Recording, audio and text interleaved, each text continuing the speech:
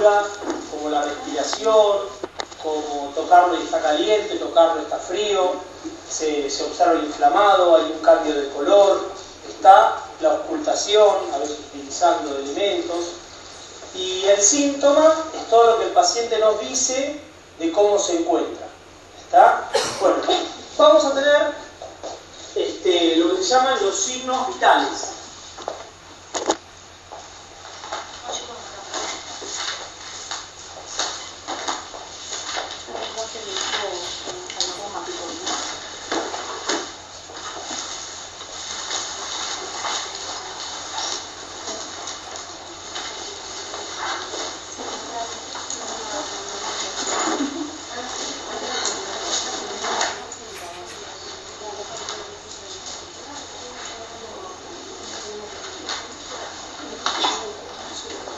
Signos vitales o signos primarios también, que son tres: el pulso, la respiración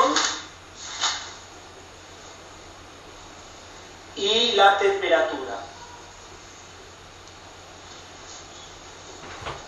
Estos son los tres elementos que distinguimos para darnos cuenta si el paciente se encuentra con vida. Por eso se los llama signos vitales. ¿Bien?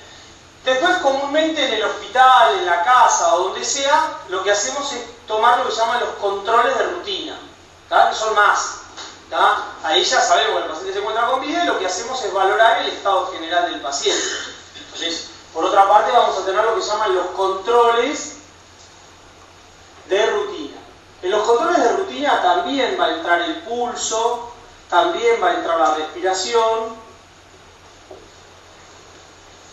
y también va a entrar la temperatura, pero se le va a agregar, por ejemplo, la glucemia, se le va a agregar la diuresis, se le va a agregar la catarsis, se le va a agregar la saturación de oxígeno, ¿tá? Los signos que aparezcan de hidratación o deshidratación, sobre todo.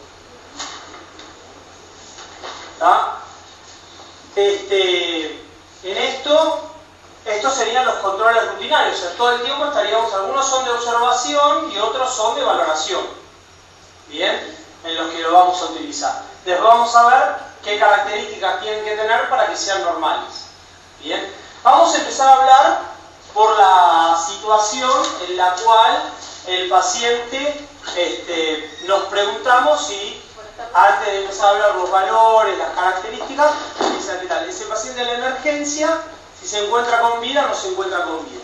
¿Está? Bueno, entonces, encontramos un paciente, el paciente estaría acostado, ¿no? Así, en esta posición. Bien, estaría en esta posición, el paciente está así horizontal. Y me le acerco al paciente y ¿qué hago? Lo llamo. Bien, le grito y lo llamo. Bien, pero también puede ser sordo nuestro paciente. Entonces, por más que le grite y le grite, no va a atender. ¿Está? Entonces necesito tocarlo al paciente. Pero siempre en el estímulo de tocarlo voy a tratar de generarle dolor. ¿Está? ¿Por qué? Porque el paciente lúcido responde al dolor. Y el paciente no lúcido no responde al dolor. Entonces, si vos al paciente, por ejemplo, le clavás los dedos haciéndole una pinza acá, o pinzás el dedo acá, ¿no? O sea, sería tomarlo así de acá, ¿está? O clavar el dedo en esta posición, ¿bien? Eso el paciente que tiende a hacer, encoger el hombro. No es un mimo el que le estoy haciendo, ¿está? Estoy tratando de generar dolor, pero mucho dolor, ¿está? No poquito, no, así un pellizquito, no. Clavarle los dedos profundamente y hacer fuerza. Y esperando alguna reacción del paciente que tienda a encoger los hombros. Si el paciente encoge rápidamente los hombros, está lúcido ese paciente. Dentro de esa lucidez puedo tener una respuesta, ¿está? A lo que me preguntas, o puedo tener lo que se llama una semilucidez o un comienzo de la pérdida de lucidez, que sería cuando no respondo, pero siento dolor, ¿no? El hecho de generar dolor también va a generar que el organismo entre en alerta, ¿está? Y al entrar en alerta, aumenta la adrenalina, aumenta la frecuencia cardíaca del paciente y mejora la circulación al cerebro. Bien, entonces es muy común que en la guardia o en la ambulancia, en el traslado, se nos está durmiendo el paciente, le tiramos los pelitos, lo pellizcamos, lo pinchamos, cosa que el paciente reaccione y se siente incómodo. En esa situación de encontrarse incómodo el paciente frente al traslado, ¿no? Pues si no tendríamos medicación, tendríamos volúmenes de líquido y todo, que no necesitaríamos eso. Pero frente a esa situación, lo que obtendríamos en el paciente es que no pierda la lucidez. Entonces, la primera situación en la emergencia que vamos a encontrar, entonces, al paciente lo vamos a llamar con un grito y le vamos a hacer una pinza en el cuello, cuello-hombro, ¿no? En donde esto le genera dolor. Si el paciente no responde, está no lúcido. Si el paciente no responde, está no lúcido. La pérdida de lucidez habla de una falta de oxígeno al cerebro, en este caso. Si el paciente está lúcido, va a tener una buena oxigenación. Si tiene una buena oxigenación, la frecuencia cardíaca se mantiene y la respiración también acompaña. ¿Bien? En cambio, si está no lúcido, ahí pasamos a la siguiente fase. Porque si el paciente responde frente a moviéndose, o hablando, o diciendo algo, o reaccionando frente al dolor, quiere decir que le llega oxígeno al cerebro. Y le llega oxígeno al cerebro porque ¿quién lo empujó? El corazón. ¿Y el oxígeno ese de dónde lo sacó? Del aparato respiratorio. Entonces, respiración y circulación funcionan. Por eso puedo mantener la lucidez. Si no mantengo la lucidez, puede ser que la causa sea falta de oxígeno y falta de circulación en el paciente. Entonces, al el paciente no responder, ¿qué es lo siguiente que voy a hacer? En este caso no responde, vamos a hacer siguiente paso a esto, apertura de la vía aérea. Porque si el paciente está no lúcido, al quedar en esta posición, así, acá estaría la laringe, en esto, que me va a quedar así acá, la lengua me va a quedar como por acá, y el paciente no lúcido, una de las cosas que puede hacer es que se abra la entrada al estómago, que hay una válvula que se llama cardias, y si hay jugo gástrico, si el paciente comió hace 6 horas no hay nada, pero si el paciente comió hace un poquitito, al abrirse y quedar horizontal, ese líquido empieza a venir para este lado. Porque está acumulado, como podés imaginar, tenés un globo así, y ahora pones con el globo y el tubo de costado, entonces todo ese líquido empieza a ir por ese tubo. Normalmente hay una válvula que no va a permitir que eso pase, pero cuando el paciente está no lúcido, puede ser que se dé las dos maneras, que la válvula quede trabada o que la válvula quede relajada. Por eso hay pacientes que se pueden broncoaspirar y otros que no. Entonces, al pasar eso, esto se va a llenar de líquido. Y al llenarse de líquido, al llenarse acá, cuando el aire entre, esto sería la laringe, va a ser como burbujas, como olitas. Y en esas olitas van a empezar a entrar el jugo gástrico, que es espeso, duro, a la vía respiratoria. ¿Y eso qué me va a tapar? La laringe muchas veces. La laringe están las cuerdas vocales. Las cuerdas vocales se separan 1 milímetro. Adelante. Una de la otra está separada 1 milímetro. Entonces imagínate que cualquier elemento en el jugo gástrico que sea sólido es más grande que 1 milímetro. Sería hacer con la lapicera un puntito. Entonces cualquier elemento que quede trabado ahí me va a ir reduciendo el espacio por el que pasa el aire. Si es más finito se va a meter. Y al meterse tiene tanta fuerza de aspiración porque encima al cerrarse aumenta la presión. Es como soplar en un tubo más pequeño. Entonces aumenta, va a ir pasando y va a ir trabando bronquios más pequeños. ¿Y eso cómo se llama? Y eso se llama broncoaspiración. Los mismos pulmones, los mismos bronquios aspiran al líquido hacia adentro del pulmón. Y al aspirar al líquido entra cada vez menos aire, porque empieza a tapar las vías respiratorias. Y al tapar las vías respiratorias hay cada vez menos oxígeno. Entonces de esa manera disminuye, ¿se acuerdan? La hematosis, que era el intercambio de oxígeno y dióxido de carbono entre la sangre y el glóbulo rojo. Entonces, al empezar a disminuir continuamente esa situación, lo que voy a terminar obteniendo es que el paciente cada vez tenga más dióxido y menos oxígeno. Lo que yo necesito es oxígeno para hacer caminar a las células. A todas, las del cerebro, las del corazón y las del resto del organismo. ¿Está? Entonces, al paciente, al quedar en esta posición horizontal, siempre existe la posibilidad de la broncoaspiración. Cuando el paciente se empieza a broncoaspirar, ¿cómo se pone? Azul. Se le empiezan a poner los labios azules. ¿Está? Eso habla de falta de oxígeno en la sangre. Y en este caso vos te vas a acercar acá y vas a escuchar como agua en el medio de la vía aérea. Tendríamos un esteto, pero si no tenemos un esteto, no lo vamos a escuchar. Bueno, en esto, ¿qué vamos a hacer? Esto, apertura de la vía aérea. Entonces, el paciente no responde, está no lúcido y porque si el paciente está lúcido y está horizontal y le entra líquido a la vía aérea, ¿qué hace? Tose. Pero en cambio el paciente no lúcido no tose. El reflejo de la tos es solo la lucidez. Cuando el paciente está no lúcido, no tose. Cuando estás dormido, ¿estás lúcido o estás no lúcido? Estás lúcido. ¿Está? Yo te pincho y mueves el brazo. ¿Está? Te grito y te despertás. ¿Está? Entonces el paciente dormido no está no lúcido. El paciente no lúcido es otra cosa. O sea que el sistema nervioso se está dejando de comunicar con el medio externo.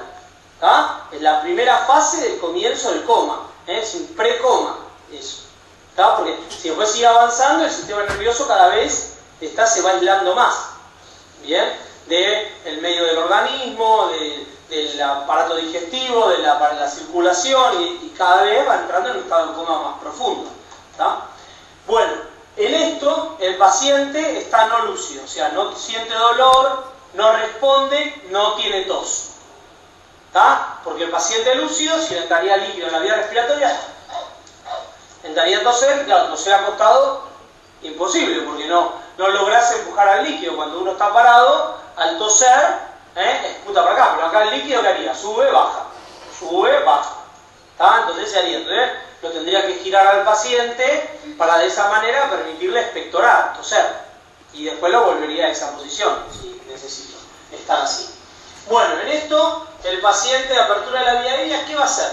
Lo vamos a tomar del mentón al paciente como si fuera este paciente así de nuevo, lo vamos a tomar así, del mentón, y lo vamos a tomar de la frente. ¿Por qué? Porque si yo lo agarro del mentón solo y le quiero levantar la cabeza, se me va la cabeza para acá, se me va la cabeza para este lado, no se mueve derechito así la cabeza, ¿está? Se mueve para cualquier lado porque los músculos del cuello están relajados completamente. Entonces vos le agarrás la cabeza, se la querés mover y se le va así la cabeza, se le va así para este lado, ¿está? Entonces vos lo tenés que tomar del mentón y la frente para moverla en una sola línea, ¿está? ¿Por qué? Porque si el paciente tiene un traumatismo y tiene vértebras que se fisuraron, que se desplazaron, y vos haces esto, comprimís médula espinal o nervios, ¿tá? Y a veces podés generar una parálisis, ¿tá?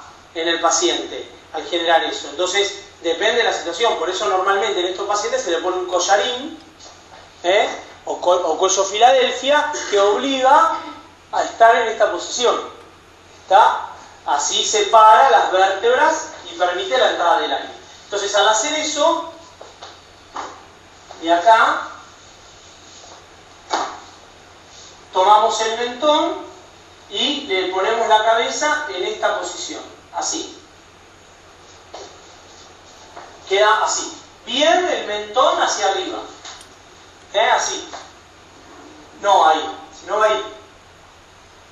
¿Está? Bien hacia atrás. El mentón hacia arriba queda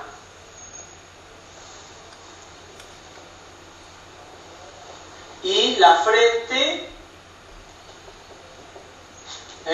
mirando para allá, como si el paciente lo pusieras así y mira para aquel lado. Bien, no un poquitito, mucho. De esa manera lo que haces es que la laringe la levantás tanto que la posibilidad de que el líquido que esté acumulado llegue hasta acá arriba se hace imposible. por la separación. Al hacer esto, separa. Cuando vos estás así, queda separado 1 centímetro entre el fondo del esófago y el comienzo de la laringe. En cambio acá hay más de 10 centímetros cuando haces eso. Entonces, si se acumula el líquido acá, entra el aire, hará burbujas acá y hará, pero no entra en la vía respiratoria, porque queda muy separado. ¿Bien? Entonces, esto es para evitar la broncoaspiración. Por eso hacemos esto. Al hacer esto, al ponerlo al paciente en esta posición, vamos a ver, seguir con otra prueba. Que ahora lo que vamos a ver es si respira el paciente.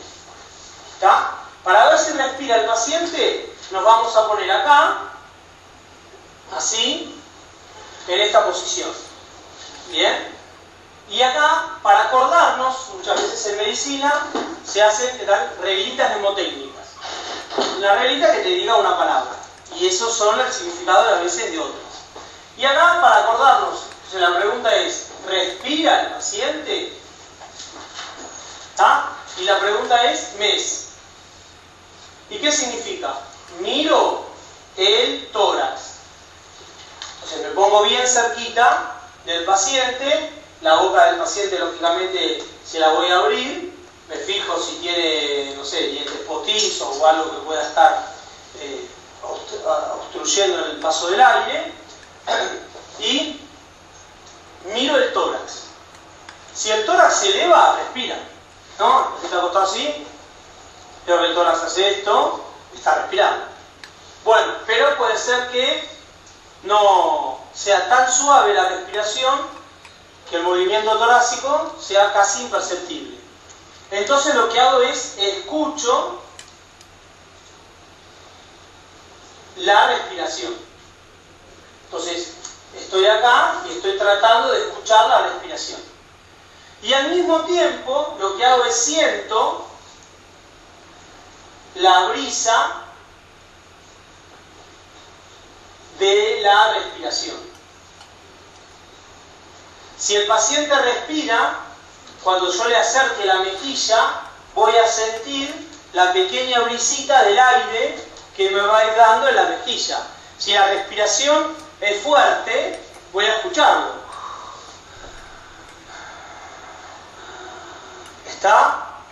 Y si la respiración es suave, no la voy a escuchar. Pero al acercarme, voy a sentir que el aire cuando entra me toca, está, y cuando sale me toca la mejilla.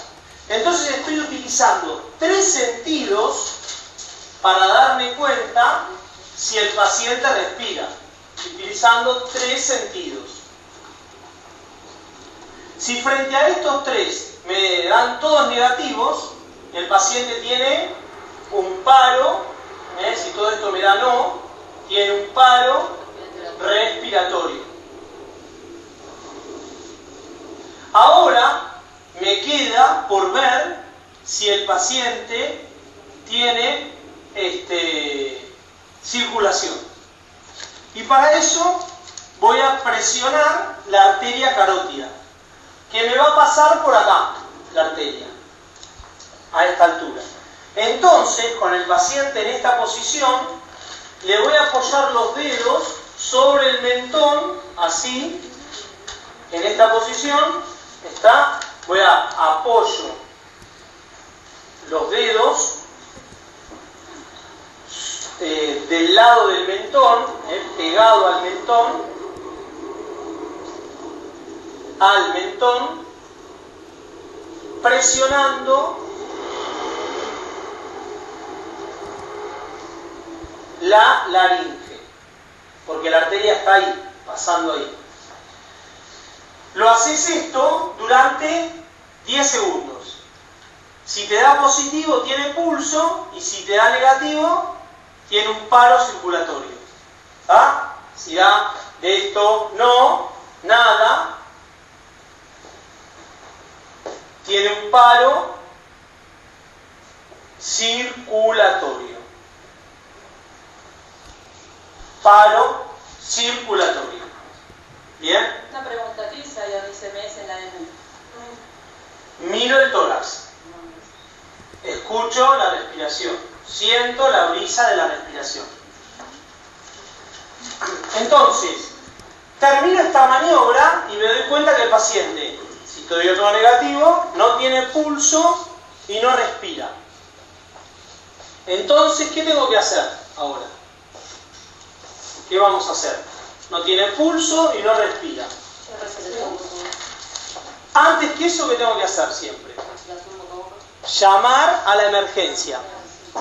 Antes de empezar a hacer cualquier acción sobre el paciente, siempre primero se llama a la emergencia, no después. ¿Está? Las acciones son evalúo, aviso y actúo. Evalúo, aviso y actúo. ¿Está? No, evalúo, actúo y después cuando tenga tiempo aviso.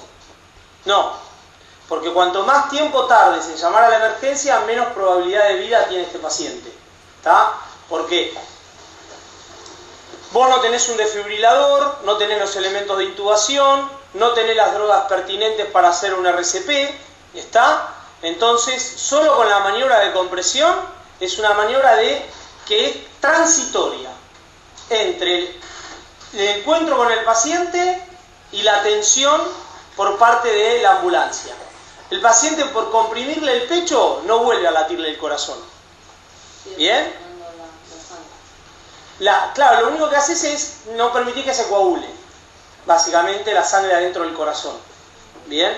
Pero realmente lo que no va a volver es que el corazón es un músculo autónomo. Entonces el corazón, para poder contraerse como cualquier músculo, necesita electricidad. Nada más que él mismo genera su propia electricidad. Como el cerebro también genera la electricidad que le da el resto de los músculos del cuerpo. Una de las funciones que tiene. Ahora, este corazón dejó de hacerla, o la está haciendo mal, o la está conduciendo por un lugar indebido. Entonces, la compresión lo que va a hacer es obligar físicamente a que la sangre entre y salga, y que no quede acumulada adentro del corazón o adentro de los vasos. Pero no va a hacer que el corazón vuelva a latir. ¿Está? Entonces ahí necesito un desfibrilador. Y para que el desfibrilador funcione, necesito drogas pertinentes que estimulen al corazón para que cuando reciba ese estímulo eléctrico pueda conducir la electricidad por los canales normales. Para eso sea más efectivo, intubo al paciente y le meto el pulmón, lo lleno de oxígeno. Cosa de que cuando ese corazón vuelva a latir y lleve la sangre hasta el pulmón, se recargue con oxígeno. Porque si no, el pulmón no tiene oxígeno. ¿Está? Porque ¿quién genera la respiración? El cerebro. ¿Está? El pulmón no tiene músculo autónomo como el corazón. Entonces tiene un músculo que se llama diafragma, pero el diafragma lo controla el sistema nervioso. Y el sistema nervioso dejó de funcionar, entonces dejó de enviar electricidad a ese músculo. Entonces no hay más respiración. ¿Está? Entonces hasta que el cerebro no vuelva a cargarse de oxígeno y vuelva a generar el disparo, el paciente va a empezar a tener latido y al ratito, a los 2, 3, 5 minutos, va a empezar a tener una respiración. Entonces intercambiaría dióxido por dióxido. ¿Está? En cambio, de esa manera le agrego. No se hace respiración boca a boca jamás. ¿Está? No se hace respiración boca a boca jamás. ¿Bien? Por varias cosas. Una, por seguridad, para nosotros, en este caso los auxiliadores, y por otra parte es porque si vos empujás aire de más, ese aire de más va al estómago. Y del estómago empuja todo el líquido hacia la garganta. Una parte va a liberarla por la boca y la otra, ¿a dónde se va a ir? Por la laringe. ¿Y a dónde va a entrar? En el pulmón, tapando completamente la vía respiratoria, donde antes recibía gotitas, ahora recibe una ola gigante de jugo gástrico, que cuando el paciente hizo esto, aspiró o presionaste el líquido y haces así, entonces hace como un fuelle, hace vacío, chupa, el líquido volvería y se metería en la vía respiratoria. Entonces, la probabilidad de hacer respiración boca a boca es el contacto de sangre con sangre por parte de nuestra boca, por parte de la boca del paciente, y la otra situación es el aumento de la probabilidad de la broncoaspiración. ¿Está? El tubo, no, entra un tubo y le meto aire por el tubo. Entonces el tubo va a entrar así y va a hacer esto el tubo. y va a quedar metida dentro de la vía respiratoria. Entonces, por más que esto se llene de líquido por acá, yo le estoy metiendo aire a los pulmones. Eso es una cosa completamente distinta. ¿Bien? Adelante, adelante.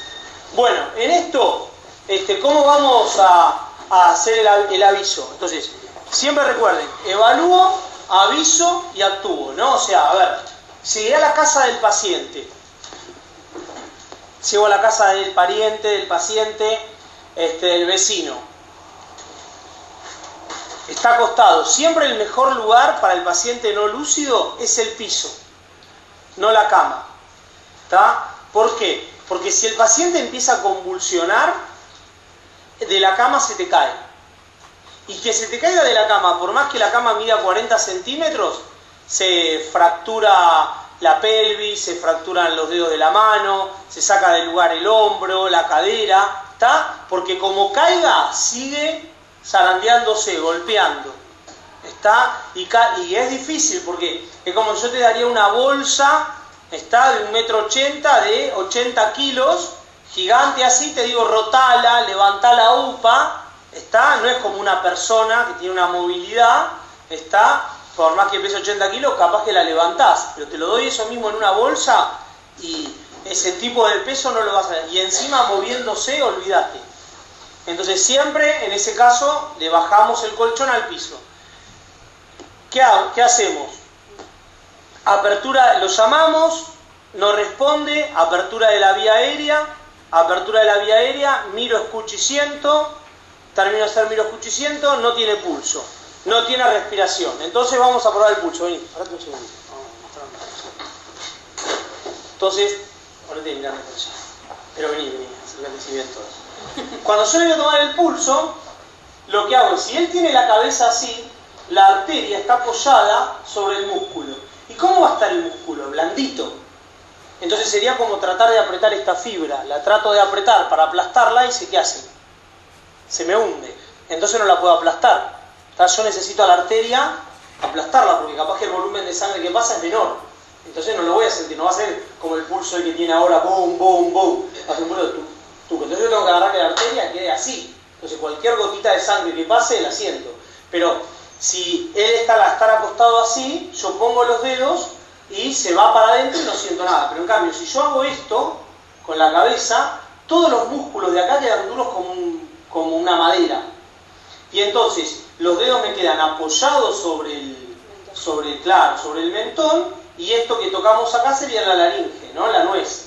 Entonces ahí siento el pulso, fuerte. Hago lo mismo acá y van a ver después cuando prueben cómo el pulso empieza a ser igual pero más suave.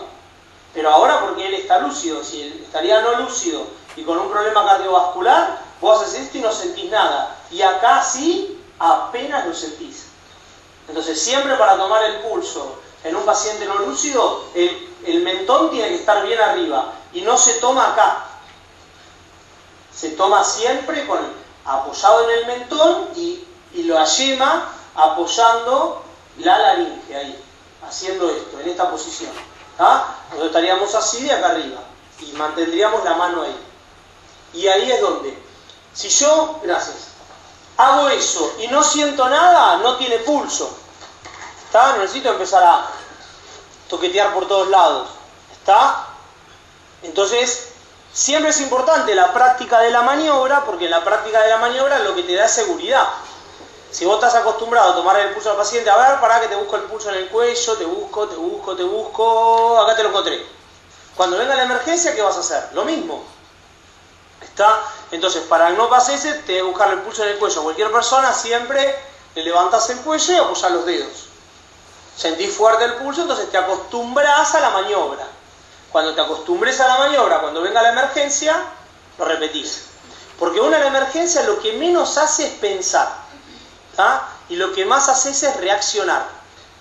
Entonces, si vos estás acostumbrado a una forma de trabajo, en la emergencia la repetís. Si vos estás acostumbrado a otra forma de trabajo y pensás que en la emergencia te vas a acordar de que eso no se hace, te estás mintiendo. Porque vas a hacer exactamente eso, porque lo que automatices lo volvés a repetir siempre. Entonces, cuando vos te acostumbrás a hacer una forma de trabajo, lo vas a volver a hacer.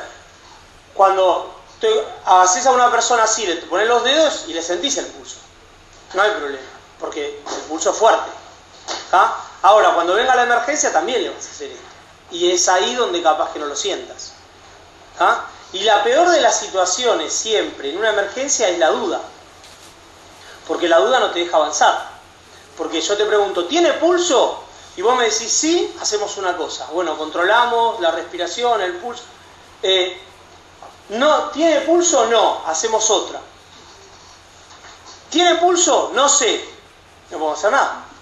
Decime, ¿sí o no? ¿Está? Pero no sé, puede ser que sí como puede ser que no. ¿Y entonces qué hacemos? Porque acá es prendido, apagado. ¿Está? No es un poquitito cada cosa. No, no funciona así. Entonces, la maniobra, al practicarla en la normalidad, cuando venga la emergencia, sale sin pensarlo.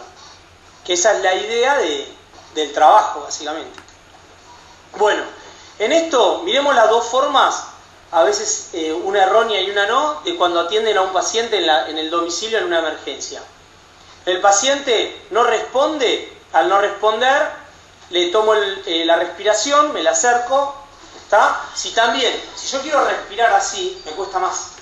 Entonces, si la capacidad de ventilación es muy baja, me cuesta más que entre el aire. Adelante. Yo hago esto y le aumento la entrada del aire. Hago que la garganta, de estar así aplastada, cuando le estiro la cabeza, haga esto. Se separa así. Entonces, una cosa es soplar por un tubo así chiquitito y otra cosa es soplar por un tubo así de grande. Necesitas menos esfuerzo. Entonces, al haber menos esfuerzo, hay más volumen de aire llegando a destino. Hay más ruido. Más chiquitito, menos ruido, menos percepción, menos oxígeno entrando en la vía respiratoria. Entonces, apertura de la vía aérea, miro, escucho y siento, no responde, tomo el pulso, manteniendo la apertura de la vía aérea, no tiene pulso, ¿qué haríamos? Supongamos que nos equivocamos y decimos no. Lo más importante es que ahora vamos a verlo, hacer el RCP en el paciente, comprimirlo y hacer el RCP, lo más importante. ¿Está? Entonces empiezo a hacer el RCP.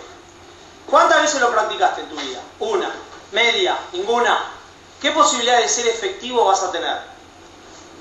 Contame. ¿Está?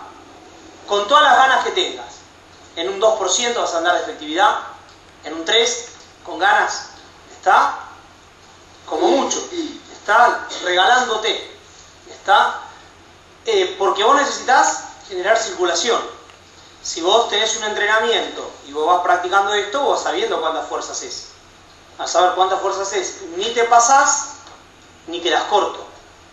¿Tá? Entonces ahí la capacidad circulatoria que vas logrando es cada vez mejor, básicamente. Ahora, en esto depende tu capacidad de fuerza y la resistencia del tórax del paciente. Cuando uno más o menos lo va repitiendo seguido, ya sabe su capacidad de fuerza. Entonces harás más fuerza o harás menos, pero más o menos sabés qué capacidad de fuerza vos tenés. En cambio acá va a ser la primera o segunda o la vez número 5 en 10 años que lo hiciste.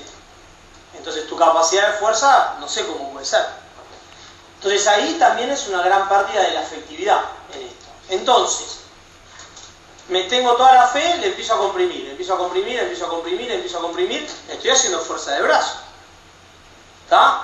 ¿Cuánto voy a tardar en cansarme? Como tengo adrenalina a full, un rato largo. 10 minutos, ¿está? 15 con muchas ganas, ¿bien? ¿Qué te das cuenta de que el paciente no se despertó? Que le volvés a tomar la respiración y no respira, le volvés a tomar el pulso y no tiene pulso. ¿Está? ¿Y por qué? Porque eso que comprimo, ¿genera electricidad en el corazón? No. ¿Está? Lo único que está haciendo es que se llena la aurícula y al apretarla la sangre pasa al ventrículo y al apretarlo la sangre pasa a la arteria. La sangre no sale expulsada a toda velocidad. ¿Por qué? Si el ventrículo no se contrajo, la aplastaste nada más. Entonces la sangre quedó al lado. Y ahora como la idea en esto es hacerlo rítmico, para que esa sangre que salga empuja a la otra, y la otra empuje a la otra, y la otra empuje a la otra hasta que dé toda la vuelta. ¿Está? Por una cuestión de cercanía le queda más cerca el cerebro y el propio corazón que los pies. Entonces la circulación va a ser muy sectorial a la altura del tórax y a la altura hacia un poquito empujando la cabeza. Ahora, si tu frecuencia no es rítmica, tu circulación es muy mala, porque a ver, si yo logro ir haciendo esto, ¿no? Entonces, esto va a ir haciendo así, entonces cada uno que empujo va haciendo 1, 2, 3, 4, entonces en un momento voy a lograr dar toda la vuelta. ¿Está? En cambio ahora, empujo, paro, me canso, empujo, paro, me canso. Entonces ya saben, ¡pam!, quedó ahí. Y ahora empujo, pero ahora está más pesada, perdió velocidad. ¿Está? Entonces me cuesta arrastrarla. Uno no se va a dar cuenta, pero el arrastre va a ser menor. ¿Está? En cambio el otro, hay más continuidad, ¿no? Es como, empujas un auto, al principio cuesta para empezar a dar vuelta a la rueda, pero ya cuando va caminando lo llevas con la mano. ¿Está? Pero si vos lo dejás que se pare de nuevo, de vuelta, hay que hacer fuerza para que... ¿Está? Y ahí pararía, y entonces todo el tiempo pasaría eso. En esto necesitas que sea bien rítmica la contracción. Normalmente vamos haciendo 30, paramos, 30, paramos, 30 para tener un nivel de descanso. ¿Está? Entonces 30, paramos, haciendo secuencias de a 30. Recuerden que lo que no hacemos es compresión, lo que no hacemos es respiración boca a boca. Bien. Ahora, 10 minutos, 15, te das cuenta de que el paciente no mejoró, y entonces al no mejorar el paciente lo que decidimos hacer es llamar a la emergencia. Bueno, ya hice todo lo posible, va a decir la persona, llamemos a la emergencia. Llamamos a la emergencia, ¿qué nos van a decir a la emergencia? Entre 15 a 25 minutos estamos ahí. Depende de lo lejano que estén del lugar, la cantidad de móviles que tengan, la hora del día, el tránsito, ¿no? Entonces, ahora, vos llegaste al paciente, hiciste la evaluación, empezaste a hacer la compresión, tranquilamente pasaron 15 a 20 minutos de que llegaste, y ahora tenés que esperar 25 minutos más para que llegue la ambulancia. ¿Está? Entonces, vas a andar casi a los 45, 50 minutos de que vos llegaste. ¿Está? La probabilidad. Y ahí, ¿y por qué viene tan tarde la ambulancia? Porque vos lo llamaste tarde. Vos lo llamaste 15 minutos después de que llegaste. ¿Está? ¿Cómo se van a enterar los otros que este paciente está en paro? Bien. Ahora, vos llegás al paciente. El paciente no contesta. Apertura de la vía aérea. Escucho, miro y siento. Tomo el pulso. No siento nada. Agarro el teléfono. Me encuentro acá en la dirección tal y tal y tal con un paciente que no tiene pulso y no respira. Comenzando las maniobras de reanimación. ¿Está? Bueno, listo, bla, bla, bla. Despegaste la emergencia. ¿Está? Pasaron 4 o 5 minutos, despegaste la emergencia. ¿Cuánto tarda? Lo mismo. De 15 a 25 minutos.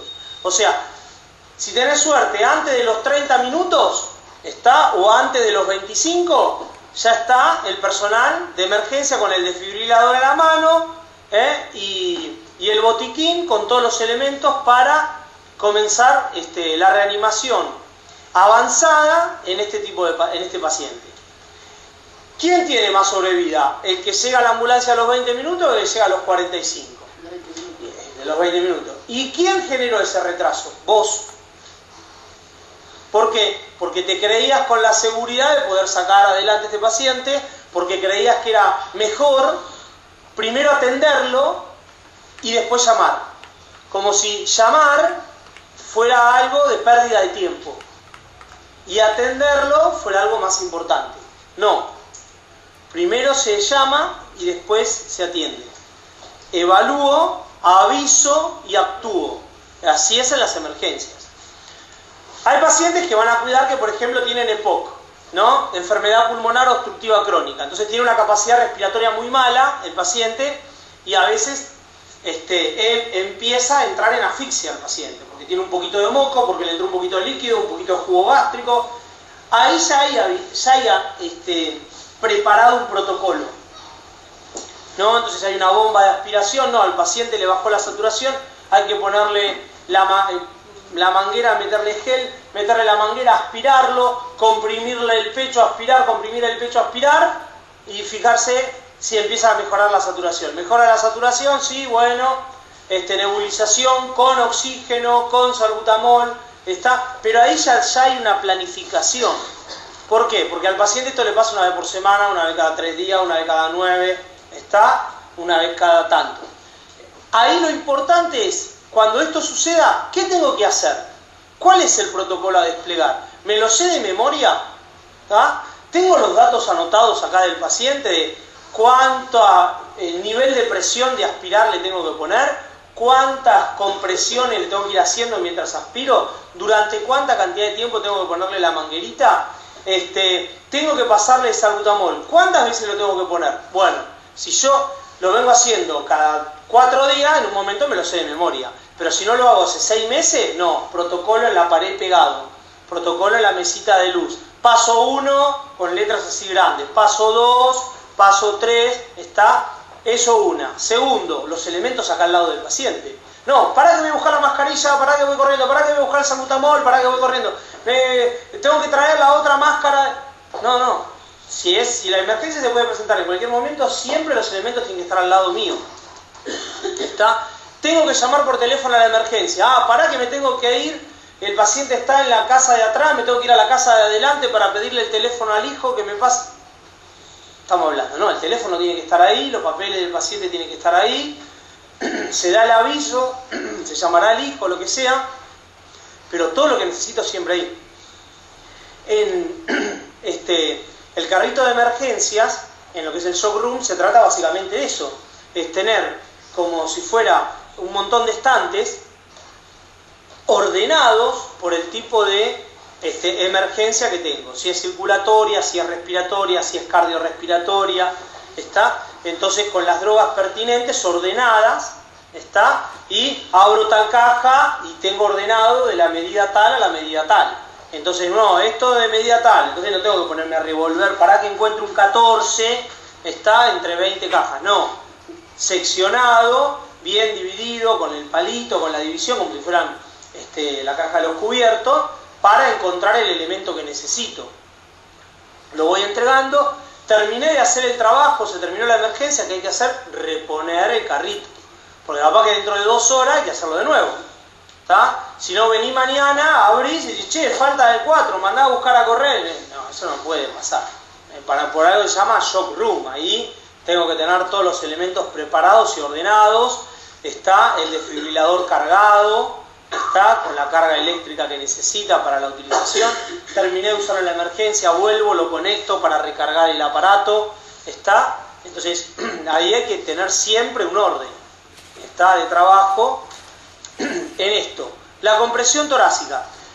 Cada vez se trata de facilitar más el proceso de compresión para que cualquier persona lo pueda realizar.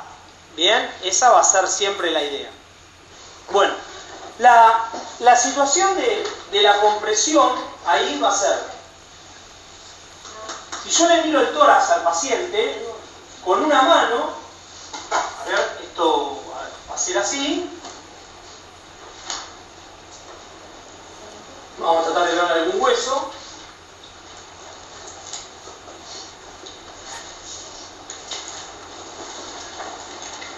Esto es el esternón, ¿no? Acá así estarían las clavículas. Y estas son las costillas. ¿Está bien? ¿No? Entonces, esto que está acá así que nos palpamos es el esternón.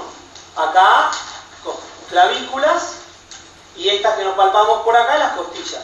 Y esto que nos palpamos saliendo para acá, que ya va a cubrir al hígado de este lado y al vaso de este lado, que van saliendo las costillas así, esta parte se llama borde costal. ¿Ah? Son 12 costillas de un lado y 12 costillas del otro. ¿Bien? Bueno, que sería eso que nos palpamos acá. Vamos tocando así, y ese borde costal, ¿a dónde termina? En el esternón. ¿Cuál es el problema? El esternón, cuando vos ves hacia donde termina, hace como una hendidura, así. Hace esto, cortito ahí, y termina así. ¿Bien? Así. Acá estaría una clavícula de este lado, del otro, y hace esto. No tan hundido así, pero bueno, así. ¿Tá? Acá está como hundido. ¿Tá? Y acá termina el esternón. Pero abajo de esa parte del esternón, acá, así, hay un cartílago. El problema es que si la presión debes hacerla acá, en la hendidura, ¿no? Que fíjense que haces esto, sentís como está hundido ahí, tocas acá y se siente hundido, y acá se siente plano. Es plano. Esta parte de acá arriba, acá es plano. Vas bajando, vas bajando, vas bajando y acá se siente hundido. Bien, ahí es donde voy a tener que hacer la fuerza. Bien. Ahora, 2 o 3 centímetros después está el cartílago. Y si haces fuerza ahí, este cartílago lo vas hundiendo, lo vas aplastando. ¿Y en qué lo aplastás? En el hígado. Y le empezás a clavar este cartílago en el hígado. Y al clavarle estás generando una hemorragia.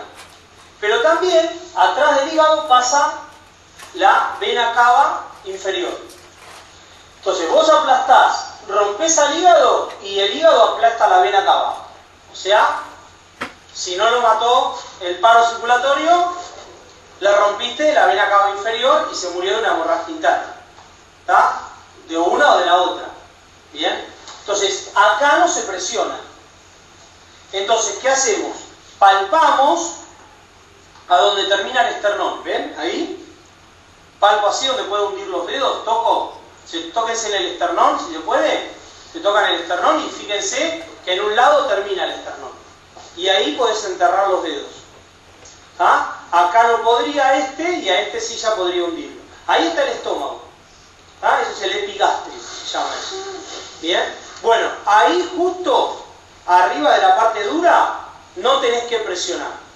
Entonces, ¿qué hacemos? Le vamos a poner 2 dedos acá. 1 y 2. En ese lugar. Le voy a dejar estos 2 dedos. Así. Para ahí no presionar. Y con la otra mano la voy a poner, me van a quedar un dedo acá y un dedo acá. Y la otra mano me va a quedar acá. Fíjense la separación, es muy cortita. Y cuanto más chico el tórax, más apretado, porque mi mano mide siempre lo mismo. Entonces, cuando la persona tiene un tórax así de grande es mucho más fácil, cuando es más chiquitito está todo más apretado. Entonces, una mano va a quedar ahí sosteniendo la referencia del final del esternón y la otra mano acá. Ahora, ¿qué parte de la mano apoya? El talón. No apoya la mano así. Apoyo solo esto. ¿Está? Entonces, la mano me va a quedar así. No así. No le agarro al paciente el tórax. Porque yo no tengo que apretar las costillas, tengo que apretar el esternón. Porque si yo aprieto las costillas serían mis dedos. El esternón estaría acá. Si yo aprieto el esternón hace esto. Y si hace esto hace palanca. Si yo aprieto la costilla hago esto. Y si aprieto la costilla así la rompo. Y cuando la rompo se va aflojando el esternón. Es común que se rompan 5 o 6 costillas, parte del esternón, que se despegue parte de la pleura. Es lo más común del mundo. El paciente cuando termina, en realidad, si sobrevive a una reanimación, que solo de este tipo de manera el 40% sobrevive, es un número bastante alto, es como si un camión le hubiese pasado por arriba. Porque tiene fisuras, desgarros al paciente, y ni hablar cuando después empezás a choquearlo, o sea, con el desfibrilador. El desfibrilador es como si le estuvieran zapateando arriba del pecho al paciente, porque le da un shock eléctrico que aplasta las costillas contra el corazón y le pasa electricidad, pero también genera una contracción muscular muy fuerte, en esta forma, generada por el mismo paso de la electricidad. Entonces eso genera más fisuras, más fracturas, más desgarros. ¿Bien? Imagínate que le pasaste 10, porque arranca, entonces, por eso muchas veces después mejora y después queda internado y tarda mucho en reponerse de la parte muscular del paciente y de la parte ósea. Bueno, que no tiene nada que ver con la parte circulatoria. En esto, la mano de esta persona estaría, este sería el pulgar, la mano me quedaría así y los dedos me quedarían en esta posición, ¿no? Y acá lo único que apoyo en el esternón es el talón de la mano. Trato de que toda la fuerza solo se ejerza sobre el esternón. Por eso es importante estar así. Si yo estoy así, apoyando acá o apoyando acá, la fuerza la hago sobre las costillas, que me sobresalen. En cambio, al hacer esto, levantar la mano de acá y levantar de acá atrás, está solo, hago la fuerza sobre el esternón. ¿Pero en qué parte? A donde está hundido, no acá, donde está plano. Acá donde está hundido. Entonces, tengo que ver de no bajar más.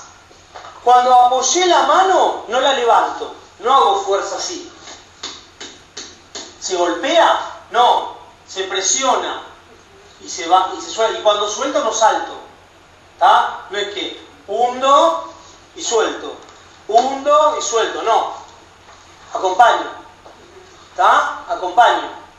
¿Tá? Bajo y vuelvo, bajo y vuelvo, bajo y vuelvo. Y ahí me doy cuenta de que tengo presión. Porque si yo hago esto, no sé cuánto estoy hundiendo en realidad. ¿Tá? Podría estar golpeando contra acá y me va a parecer exactamente lo mismo. No, yo tengo que presionar y volver.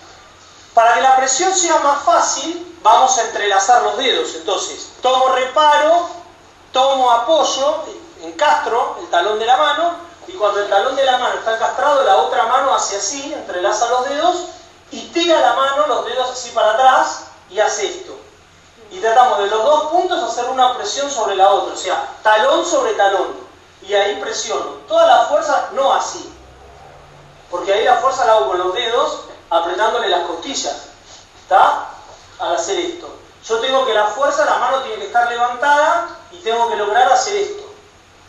¿Bien? Entonces, voy presionando de esa manera. Y ahí tengo que hacer rítmico. ¿Está? Eso es importante. Si uno no está entrenado, va a hacerlo lento. Para que de esa manera, imagínate, digo, vamos a correr 10 kilómetros. Bueno, salimos corriendo a toda velocidad. Y no, porque a las 4 cuadras no voy a dar más. ¿Tá? Entonces vamos despacito y voy a poder, sin parar, hacer todos los 10 kilómetros. Esa es la idea. ¿Cómo tengo que ir? Lento, pero siempre con ritmo. Entonces a veces, para no acelerarse, porque ese momento te lleva a acelerar, se suele contar, por ejemplo, 1000, 2000, 3000. Entonces cada 1000 aprieto, ¿no? 1000, 2000, 3000, 4000, 5000, 6000, 7000, 8000, 9000, 10000. 1000, 2000, 3000, ¿no? 3 veces 30. Entonces voy teniendo ritmo. Ahí más o menos voy a andar en 30, 35 por minuto. ¿Está? Cuando hay entrenamiento se andan arriba de 80 por minuto. ¿Está? ¿Está? Continuamente. Bien. No dejen el paciente arriba de la cama, porque se hunde. ¿Está? Le aprieta el pecho y boom, se va para abajo, sube, se va para abajo, sube. Ese paciente siempre tiene que estar en el piso. ¿Está? En el caso del hospital le ponemos una tabla abajo. ¿Está? Entonces de esa manera no se puede, no se hunde el paciente. Y si no está la camilla rígida, el showroom, que tampoco se va a hundir porque es una chapa, básicamente. Bueno, acá tenemos que comprimir, comprimir, comprimir. ¿Y cuándo largo? Hasta que no venga la ambulancia. Y si la ambulancia viene en 2 horas, 2 horas. Y si la ambulancia viene en 15 minutos, 15 minutos. ¿Está? Vos no podés abandonar. No tenés decisión de decir cuándo se muere el paciente. ¿Está? Cuando comenzaste la compresión, tenés que pensar que esta va a durar media hora. ¿Está? Entonces, tratá de mantener. Claro, si somos dos auxiliadores, hace 30, me pongo de un lado, el otro se pone del otro, ¿está? Entonces cuando yo levanto las manos, el otro hace reparo, apoyo, presiona, ¿está? Y el otro, ¿qué haría? Le pone los dedos manteniendo la hiperextensión, porque cuando vos lo presiones, el paciente va a hacer esto, va a cabecear de esta manera, entonces perdió la hiperextensión, ¿está? Pero no importa, ese movimiento oscilatorio va a hacer que entre menos líquido en la vía respiratoria, va a hacer que lo exhale, porque al apretarlo lo libere más. Pero si somos dos auxiliadores, uno le mantendría la hiperextensión y le pondría la mano en el cuello. Y la diferencia en el pulso, vieron que se siente así, ¿está? Acá lo que vamos a sentir es como que empuja y para, porque viene la sangre y hace un poquito de fuerza y pasó, hace un poquito de fuerza y pasó, hace un poquito de fuerza y pasó, ¿está? Cuando tengo ritmo. Cuando no tengo ritmo no siento nada, ¿tá? Cuando le voy logrando meter ritmo, voy sintiendo una especie de empuje y baja, un empuje y baja, un empuje y baja. Dale, vamos bien, vamos bien, vamos bien, vamos bien, vamos bien. cambio y el otro hace lo mismo. ¿Está? Entonces vamos haciendo 1 minuto, minuto y medio cada uno. ¿Está? Para lograr mantener a ese paciente evitando los coágulos circulatorios a nivel del paciente. Una característica de un paciente de esta manera es que está frío como un cubito. ¿Está? Si el paciente pasaron 5 o 6 minutos así antes que llegaran ustedes, si pasaron hace 10 segundos no, pero si pasaron 5 o 6 minutos, está frío como un cubito. Y vos lo empezás a comprimir, viene, uno se acostumbra a la temperatura y no se da cuenta, y viene el otro, lo toca y dice que está frío, que está claro. Si la sangre no circula, no hay calor. ¿Está? La sangre al circular genera calor. ¿Se pone azulado? No, no se va a poner azulado. Azulado es porque está reteniendo dióxido de carbono, pero eso porque no lo puede eliminar a nivel de tejido. Acá las células empiezan a dejar de consumir oxígeno, porque ya ni le llega. ¿Está? Sí, se va a mantener pálido el paciente, pero va a estar frío. Al tacto te vas a dar cuenta que va a estar frío. ¿Eso se pondría azulado? Sí. Dejó de respirar y durante 4 o 5 minutos siguió latiendo el corazón. Entonces la sangre fue hasta el ventrículo derecho con dióxido de carbono, fue al pulmón, no hay oxígeno en el pulmón, vuelve con dióxido de carbono a la aurícula izquierda, que tendría que volver con oxígeno. Ahora manda al ventrículo izquierdo con dióxido de carbono, la manda a los tejidos con dióxido de carbono.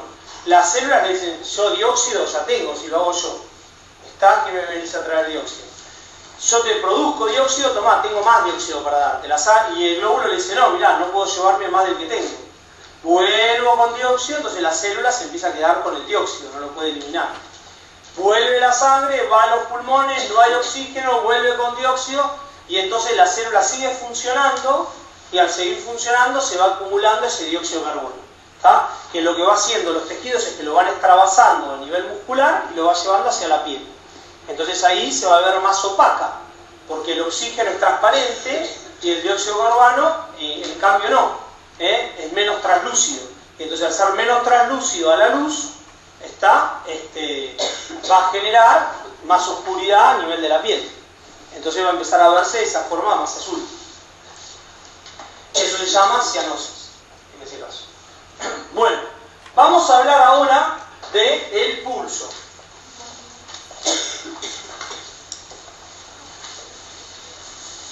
Cuando hablamos del pulso, en la toma, vamos a hablar de la frecuencia cardíaca.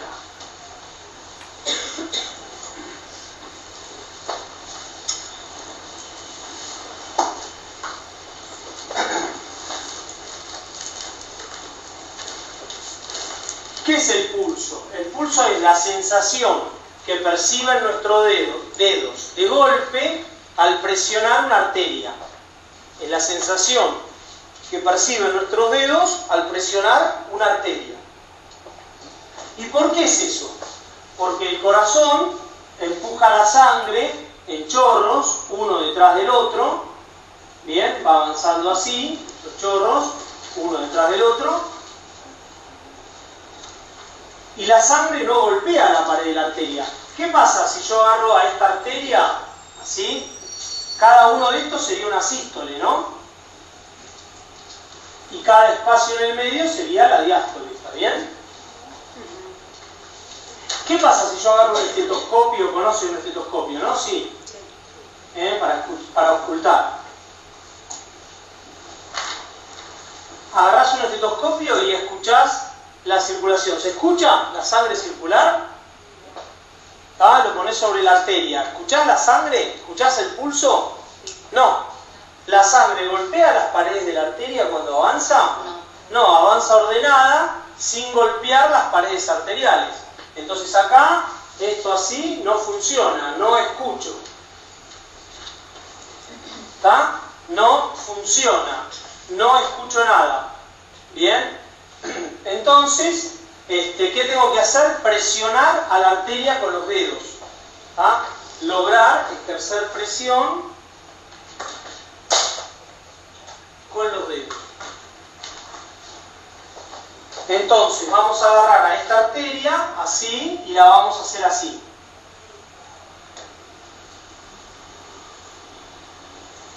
Entonces, cuando llegue la sangre, no se va a encontrar con el espacio común, va a encontrarse con esto. Entonces, nuestros dedos acá estarían acá haciendo esto. Estos son nuestros dedos. La sangre va a chocar contra la pared. Cuando pase esta sangre, después va a ir pasando el resto. Ese golpe que se va a producir lo llamamos pulso. Lo llamamos pulso a ese golpe. ¿Y quién formó ese golpe? El corazón. ¿Está? Y si hay pulso, ¿qué quiere decir? Que hay latido. Exacto. Y entonces, ¿qué quiere decir? Que hay circulación. Entonces la sangre puede llegar al cerebro, la sangre puede llegar a los pies, la sangre puede llegar al riñón, la sangre puede llegar al hígado y puede llegar a irrigar al propio corazón. Porque el propio corazón necesita irrigación, las arterias coronarias. Si la sangre no circula, no sale la sangre del corazón, la sangre de las arterias está quieta, no se mueve, las venas está quieta, entonces le llegó a dejar sangre al cerebro, al hígado, al páncreas, al intestino y al propio corazón. Y si la sangre no gira, no aporta oxígeno, no aporta nutrientes, no aporta agua, no se lleva las toxinas, no se lleva el dióxido de carbono.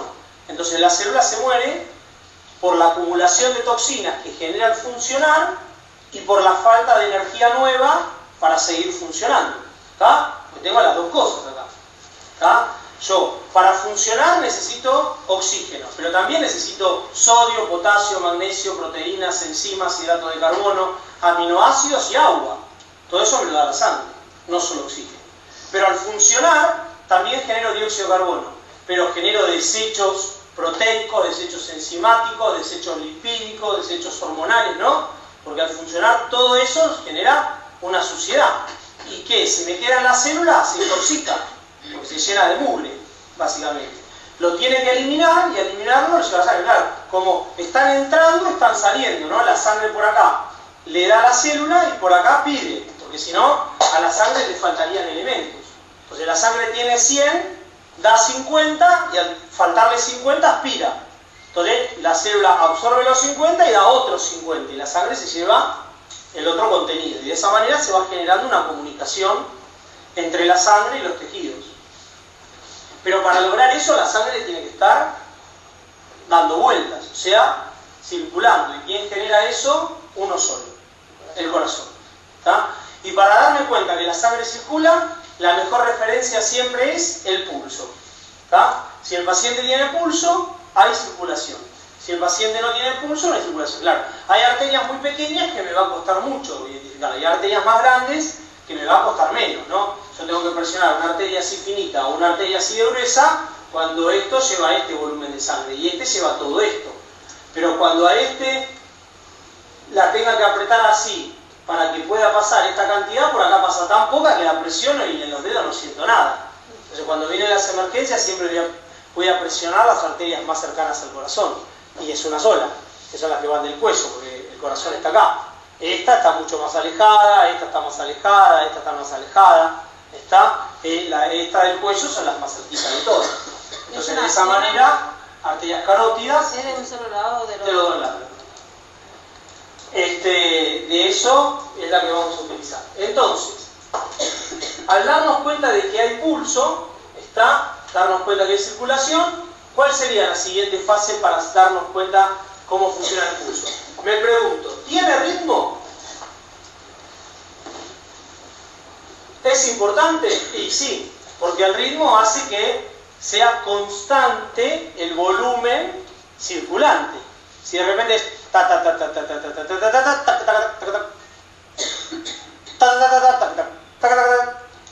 o sea, nuestro tejido no tiene capacidad de ahorrar energía para cuando no le viene.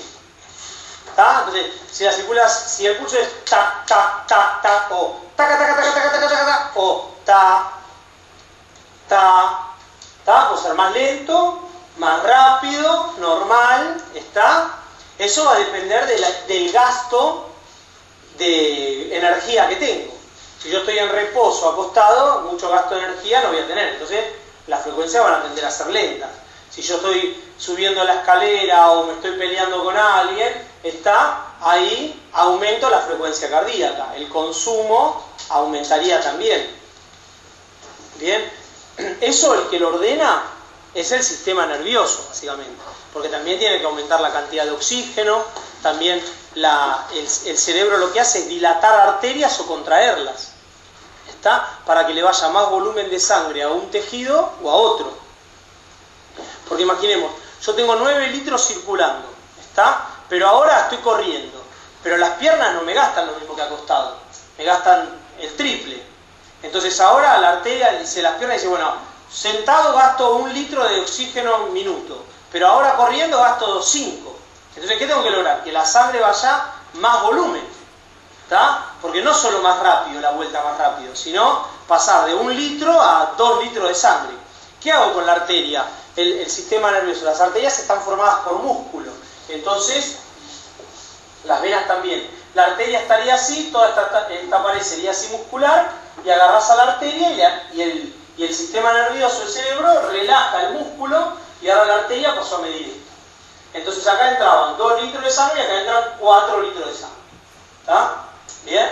Y ahora dice, no, bueno, pero pará, si yo le mando esa sangre, la arteria por fuera me diría siempre lo mismo, ¿no? Por dentro es por donde cambió. Ahora, esto diría, bueno, pero pará, si yo a este yo tengo 10 litros, le mandé 4 de B2, a alguien le tuve que sacar los otros 2. ¿Está? ¿Y a quién se los puedo sacar? Y cuando estoy corriendo el aparato digestivo no está funcionando. El hígado tampoco, está el páncreas tampoco, el vaso tampoco, puedo disminuir un poquito la frecuencia, la función renal. Entonces le digo a nosotros órganos, ¿a cuánto funcionás vos? A 30. ¿Cuánto gasta de consumo? 5. Bueno, funciona a 20 y gasta 2. ¿Está? Vos haces lo mismo, vos haces lo mismo, vos haces lo mismo, entonces todos están funcionando, sí, reciben el oxígeno que necesitan, sí, pero todo disminuido. ¿Está? Entonces, eso que me sobra, se lo mando a el miembro inferior. Ahora, estoy comiendo, estoy haciendo la digestión y el hígado está funcionando a full. ¿Está? El intestino también. El estómago también.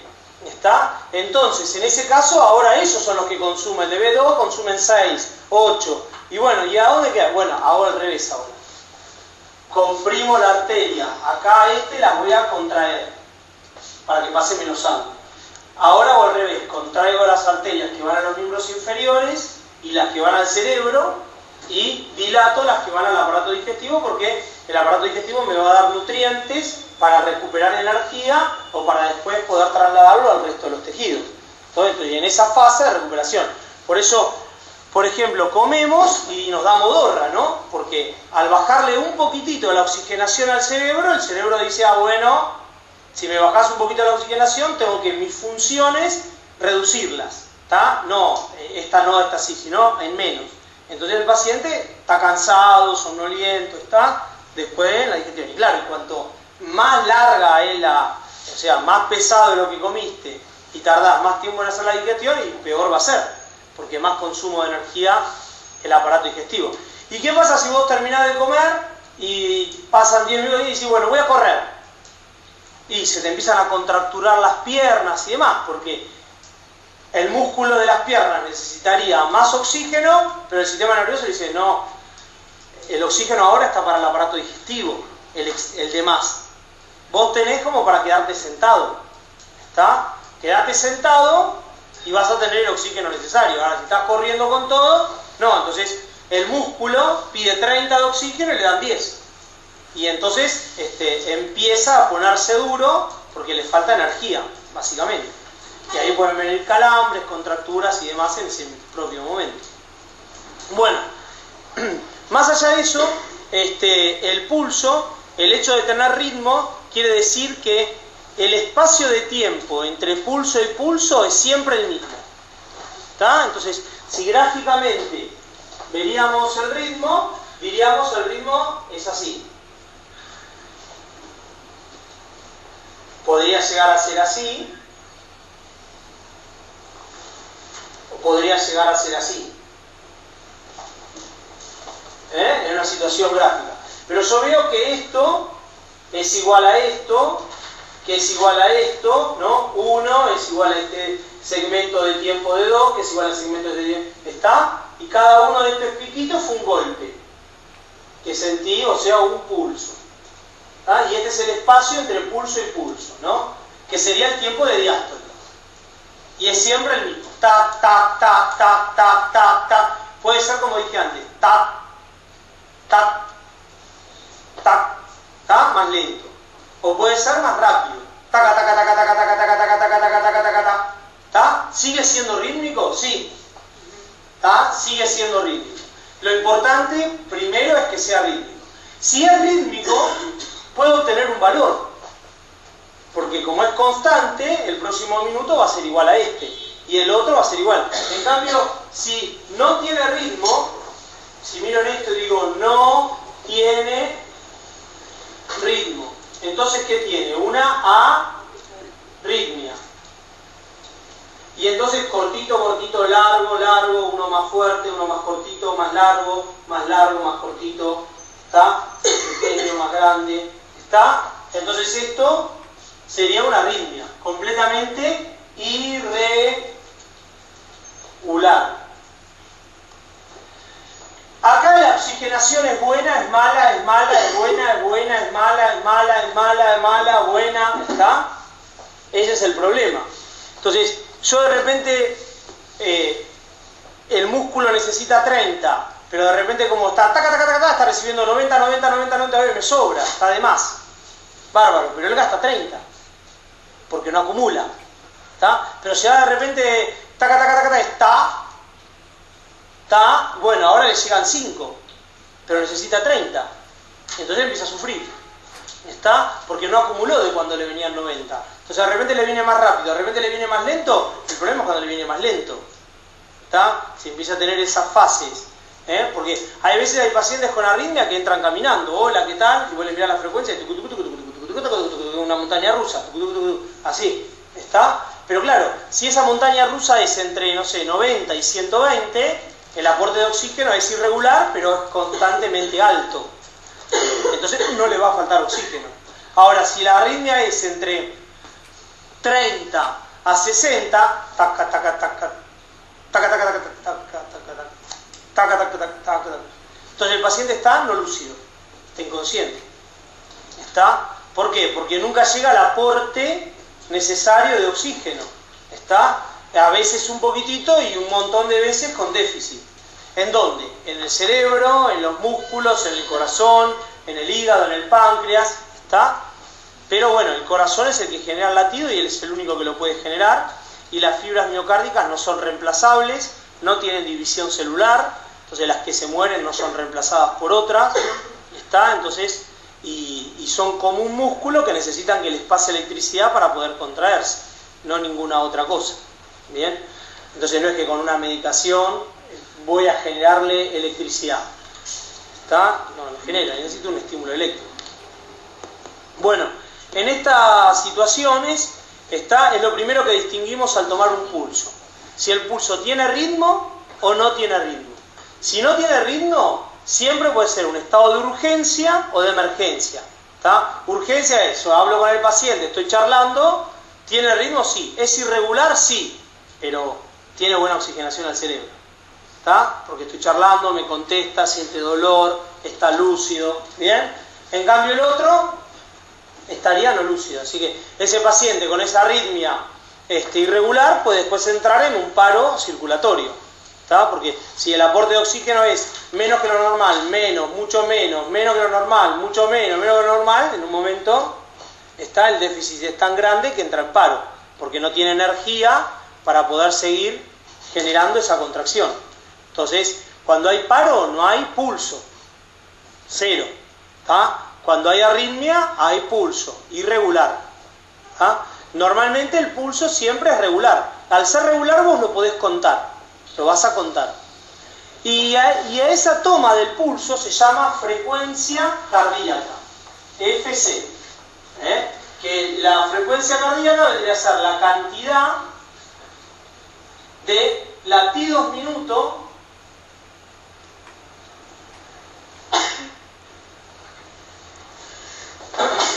o pulso minuto. Es lo mismo, ¿no?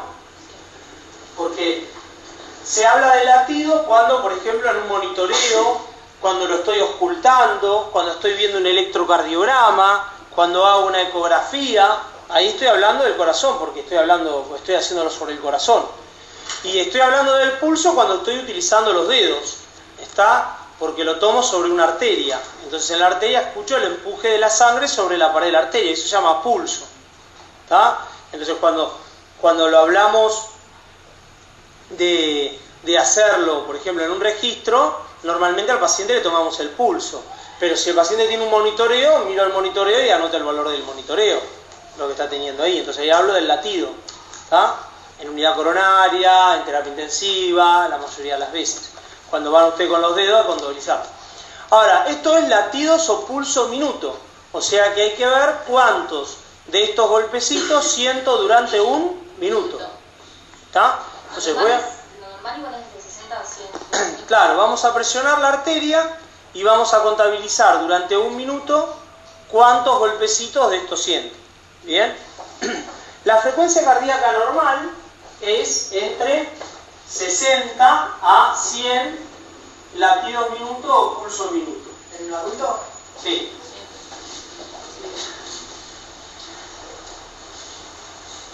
Siempre hablando de un paciente en reposo. Siempre hablando de un paciente en reposo. Entonces, cuanto más tranquilo esté en la cama, más cercano a 60 va a estar. Cuanto más activo esté sentado, caminando o volviendo a sentarse, más cerca de 100, ¿no? Entonces, los pacientes internados van a rondar los 60 y los pacientes de consultorio y de guardia o de visita van a rondar los 80 y pico, 90, 100. ¿Está? ¿Por qué? Y porque el paciente está esperando cómo le salió el análisis, qué le van a decir, ¿está? Y entonces la frecuencia ahí está un poquitito más alerta al paciente, entonces la frecuencia va a estar un poquito más elevada. El hecho de acostarte siempre va a tender a bajarte la frecuencia cardíaca. Y el hecho de sentarte te va a tender a los 2 o 3 minutos de estar sentado a aumentar un poquitito la frecuencia. ¿Por qué? Y porque el hecho de estar acostado, al corazón no le cuesta tanto empujar la sangre a la cabeza, porque el corazón y la cabeza quedan a la misma altura. ¿Está? Entonces yo empujo este elemento de acá a acá y llega fácil y vuelve fácil. Ahora cuando yo me paro, ahora esto lo tengo que empujar en contra de la gravedad. Tengo que hacer más fuerza. Al hacer más fuerza, lo que hago es incremento a generar más latidos, porque no puedo inventar la fuerza. Entonces hago más latidos para poder llegar, porque cada uno me va a llegar con un poquito menos. ¿Está? Entonces, con el paciente sentado le va a costar, aparte no eso, la sangre a los pies también, porque el paciente acostado, empujar la sangre a los pies y que vuelva, es como una pelota en un bowling. ¿Está? La tirás y va rodando, bueno, ese tiene caída, imagínate que no tengan caída, iría rodando y no tendrías que hacer tanta fuerza. Ahora imagínate la misma distancia que la tengas que tirar para arriba, de los pies, que tenga que llegar al corazón. ¿Y quién impulsó la sangre? El corazón impulsa la sangre que llegue hasta los pies y que dé la vuelta y vuelva. Para abajo no hay problema porque la gravedad va a ayudar a la fuerza, pero para volver va a depender de la fuerza que le dio el corazón de ida para generar un rebote y un retorno. Entonces con el paciente acostado, ese esfuerzo del corazón baja y con el paciente sentado, parado, tiene que aumentar. ¿Está? Entonces la frecuencia va a aumentar en el paciente con el paciente sentado, siempre. Y si se mueve un poquitito, más todavía porque pasa a consumir más. Si vos estás parado, tus músculos de la columna vertebral, del cuello, de la cadera, de las piernas, tienen que poner tensión.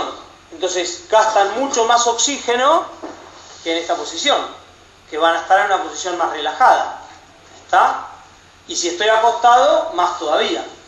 Entonces ya el hecho de pararme ya aumenta más consumo de oxígeno por parte de mi masa muscular para mantenerme erguido.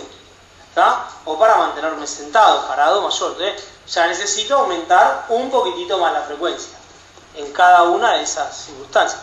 Si yo empiezo a toser, si yo empiezo a gritar, si yo empiezo a hacer, también va a ir aumentando el esfuerzo, ¿tá? Y va a ir aumentando la frecuencia cardíaca en ese paciente.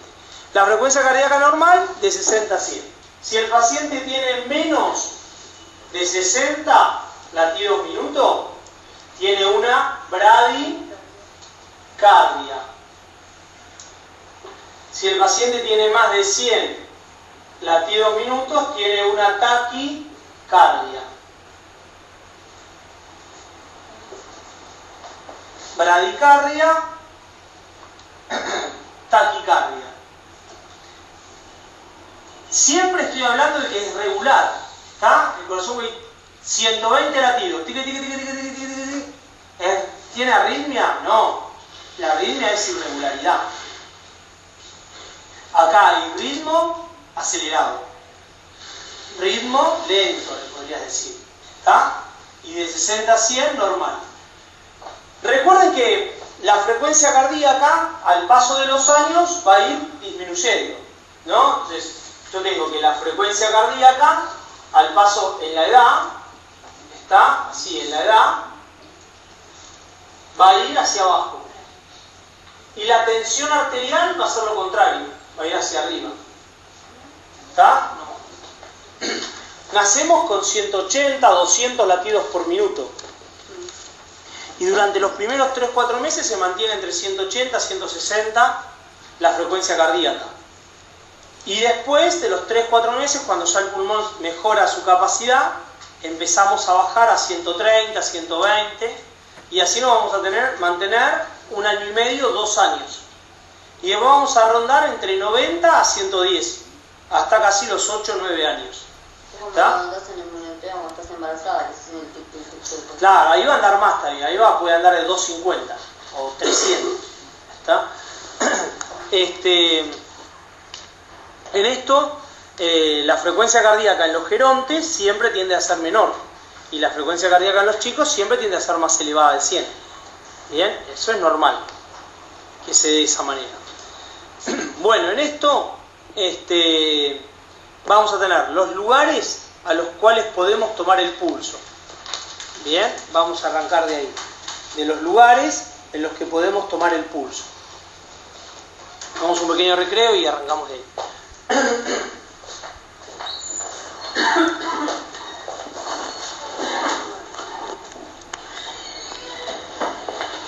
Por el paciente, como la temperatura,